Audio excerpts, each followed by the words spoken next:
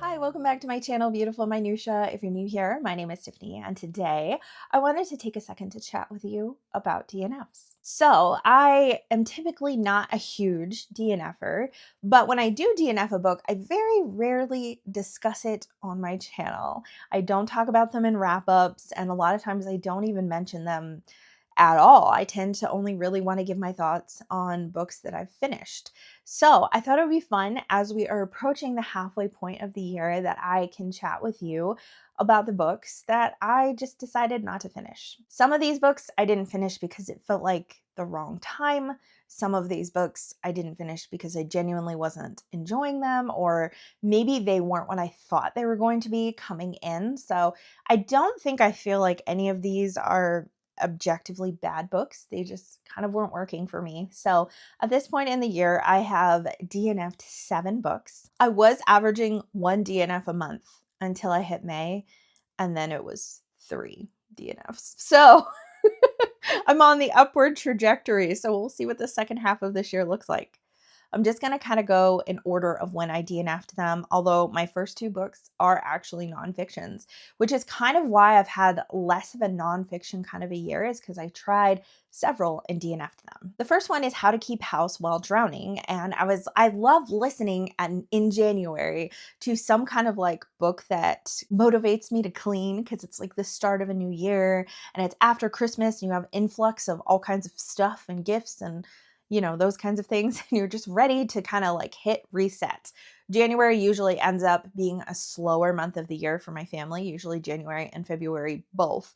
We're home more than we are in the fall and in the Christmas time. So it's kind of a good time for me to start decluttering. And so I listened to this book to kind of help me get back on track with a regular cleaning routine. This book is good in some ways because it really goes on and on about how your worth is not in your productivity and your worth is not in how clean you keep things. So I think that this is a really encouraging book if you are looking for something to help you if you feel like you just can't get to all the things, whether it's from busyness. She talks a lot about mental health and chronic health issues and how those can be things that make it impossible for us to keep up with things in the same way that maybe others seem to do effortlessly.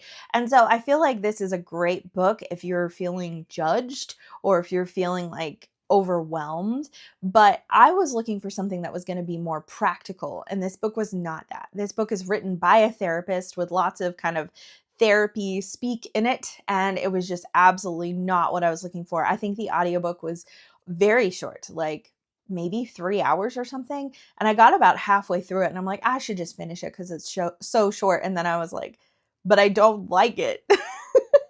So I just stopped it. I think that if I had listened to this at a different point, like last year when I was feeling super overwhelmed, it probably would have been helpful then. But I was looking for something to kind of kick me in the pants and just feel a bit more practical and less encouraging, if that makes sense. The second book was You're Only Human. So this is a Christian nonfiction basically talking about our limitations as human beings and the way that we can or can't do things, and how it's actually good that we're only human and that there are so many things that we can't do because it actually glorifies God that much more. And so the premise of the book was really good. I'd heard some really good things about it. Essentially what happened is I got this book in. It had been on hold for like months, and I finally got it in and I started reading it, and I wasn't all that invested in it, but I was also reading a bunch of other things. This came in during Feb Regency, and I just had like a long list of books that I was reading in the month of February. And so I just was having a hard time squeezing it in. So it's actually one that I might go back to at some point. But once I DNF'd this one, I ended up picking up Sit, Walk, Stand by Watchman Nee. And that was a far better use of my time. And I was enjoying it way more than I was enjoying You're Only Human. I have 3 middle grades in a row. So I guess I kind of am organizing this according to genre a little bit accidentally. And this is just kind of the order that we went in. So during middle grade March, I picked up The Undead Fox of Deadwood Forest, which was a Newbery nominee. I loved the cover. I loved what I assume is the premise. I didn't get very far into it. So I started it on audio, and it sounded like the writing was just like really whimsical and kind of reminded me of Kelly Barnhill. I think that's her name. She wrote The Ogress and the Orphans.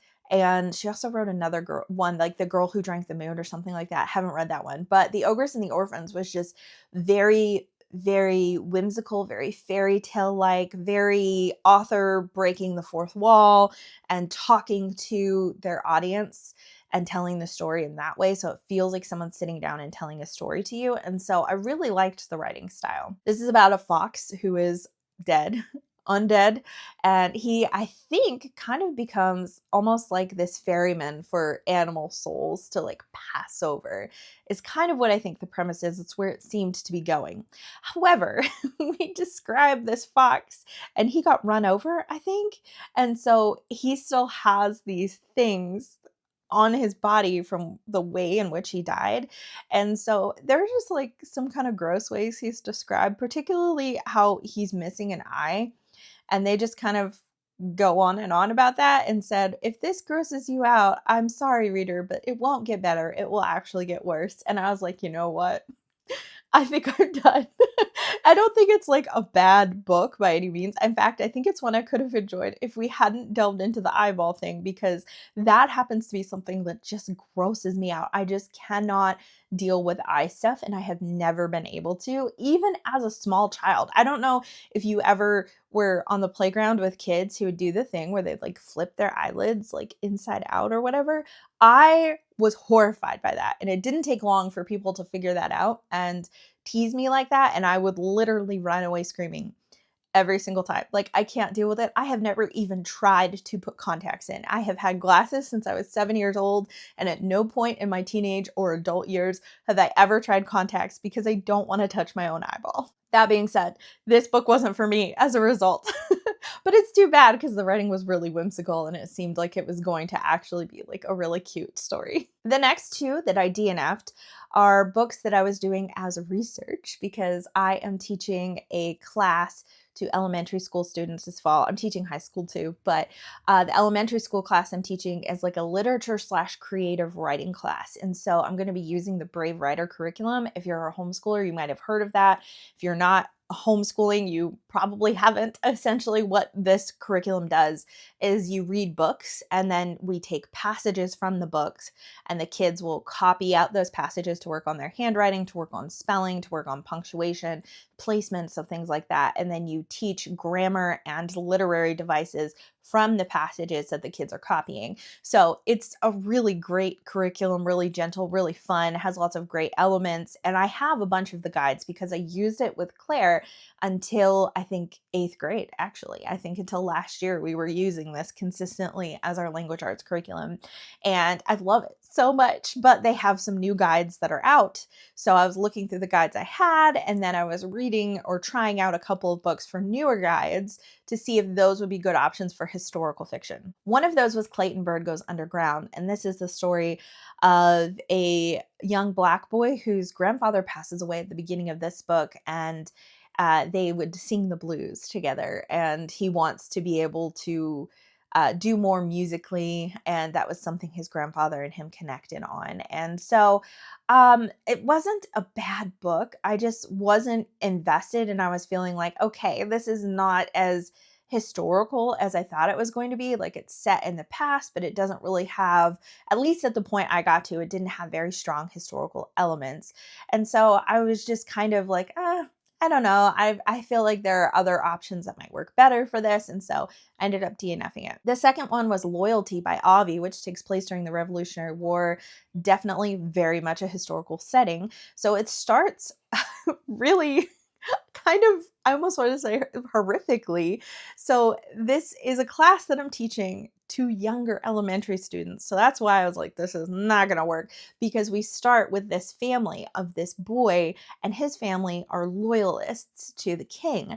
And these revolutionaries come in and take his father, who's a pastor, strip him completely down and tar and feather him. And it is like very descriptive what happens to him. And that was just the first chapter. And so the boy ends up going on, I think, to be a bit of a double agent, spying for the British. And I think it also kind of deals with the hypocrisy of Revolutionary wartime period seeking freedom and yet still owning slaves. And so I think that there's some of those interesting conversations as well. But this is definitely one of those books that's for upper middle grade and probably more like middle school. I could not imagine reading that first chapter with third graders. And so I was like, nope. I actually do want to go back to it though, because the writing was good and it sounds like a good book, but since I was reading it for experimental purposes only, research purposes only, I decided to ditch it. The next book that I have on here, I actually did talk about in a vlog, so I'm not going to spend too much time on that, but that's City of Thieves by David Benioff.